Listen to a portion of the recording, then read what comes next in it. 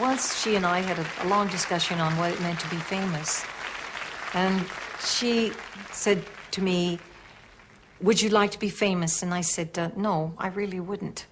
And she said, you're very wise, you know. She said, it's cost me a lot. All those awful hotels, the traveling, and the loneliness. And she said, the days are all right. You're surrounded with all kinds of people, but the nights are so lonely, and it is so terrible. And that was one of the times where I felt very close to her indeed, and knew that she really paid a terrible price. But I don't think she would have done it differently if she had to do it all over again. I think she enjoyed what she was able to accomplish. In November of 1978, Margaret Mead dies.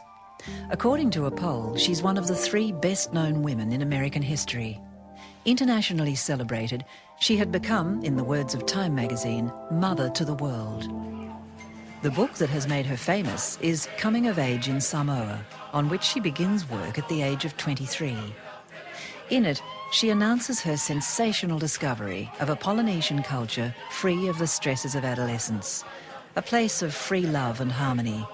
Here, children sail painlessly and effortlessly into adulthood in a lush tropical setting. The book becomes a classic and has a profound effect on future generations of Americans who strive to emulate its findings.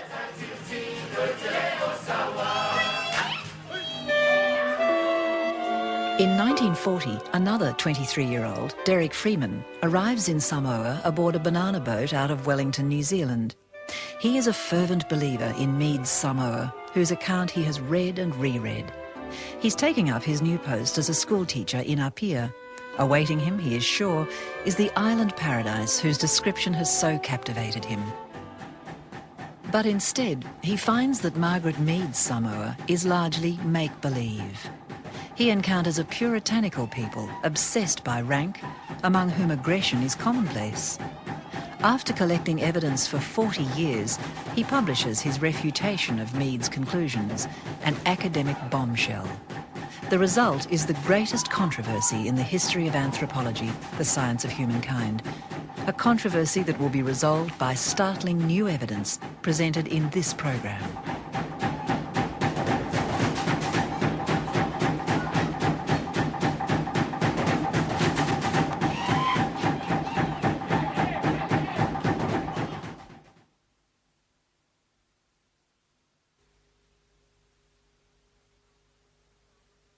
Well, my mother, Margaret Mead, grew up in Pennsylvania in an academic household.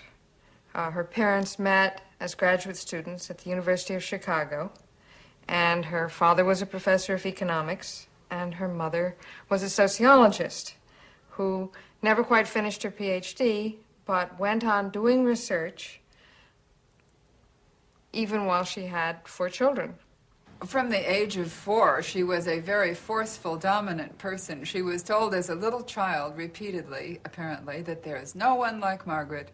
And this was a notion that she accepted and lived by all of her life. Indeed, there was no one like Margaret. She was always very, very sure of herself. She interested me the more I looked into her, because I think I began to understand the things that drove her, because she was a driven woman, as I see her. What do you think drove her then? I think there were a number of things. I think the first thing is that she was a very plain girl.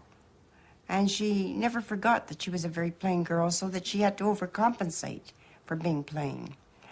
Then she never really belonged. Her family kept moving when she was a child.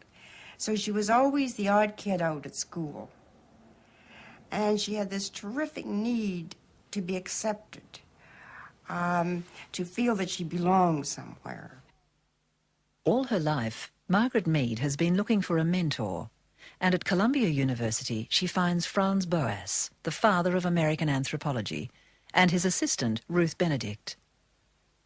Ruth Benedict was an unhappily married woman who had done a number of things but had never found fulfillment in any professional connection. She had written poetry and tried other avenues, but she had discovered anthropology and loved it and thought that this at last was the discipline she'd been looking for. And she said she wanted to have a companion in harness. And in young Margaret Mead, an undergraduate studying the same discipline, she found that. And they became very loving friends. I remember her as very beautiful and very, very gracious as a person. Now, when I came to write about my mother, after her death, I learned that she had had an intimate relationship with Ruth for long periods of time that was somehow enclosed within the friendship and the colleagueship. Her problem then became where should she go to do the work that would lead to her dissertation. Well, then an obvious answer would have been an American Indian tribe, but that had already been done. Everybody did that. Many anthropologists. There were jokes that the average American Indian family consisted of mother, father, child, and anthropologist. So she wanted to go where few people had gone before.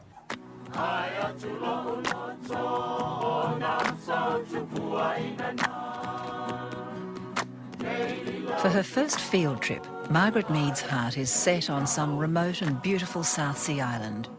Boas asks her to investigate a specific question, which he phrases, "Are the difficulties of adolescent girls due to the physiological changes which take place at puberty, or to the civilization in which they grow up?" Boas hopes that Margaret Mead's answer will help him in his battle with the eugenicists, those scientists who believe that the human race can be improved by selective breeding. This is the so-called nature versus nurture controversy, which rages during the 1920s and in which Mead herself is much involved. I didn't even want to study the adolescent girl. I wanted to study change. My professor wanted me to study adolescence. I wanted to come to Polynesia somewhere. He wanted me to stay in the United States. So we made an exchange. He said I could come to Polynesia if I'd study the adolescent girl. In August 1925, Margaret Mead departs for Samoa, leaving a young husband, Luther Cressman, waiting.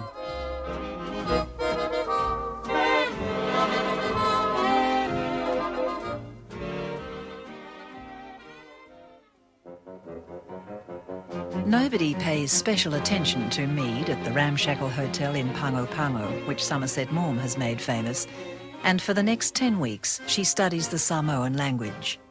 She finds the main island too Americanised and decides to move to the small and remote island of Ta'u, one of 3 islands in the Manua group, 70 miles to the east. There she lives with an American family, the Holts, at the Naval Dispensary. And it is from here that her study of 25 adolescent girls begins. Now, I did write, in a sense, for the Samoans. That is, I concealed every name of anyone about whose private life I said anything.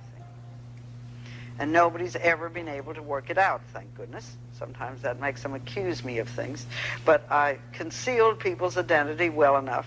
When Dr. Holmes was there, he wrote me and said, "I can't identify your informants. Please send me a list." Because I protected people enough so that I never revealed the personality of anyone, the identity of anyone. One reason that Samoans do not have sexual problems, Mead reports, is that they never get deeply involved with their sexual partners. Sexual fidelity is rated as a matter of days or weeks at most. In fact, Mead claims, Samoans have no intense feelings about anything. There is no strong bond between parents and children, the society is not competitive, and no natural disasters threaten the people.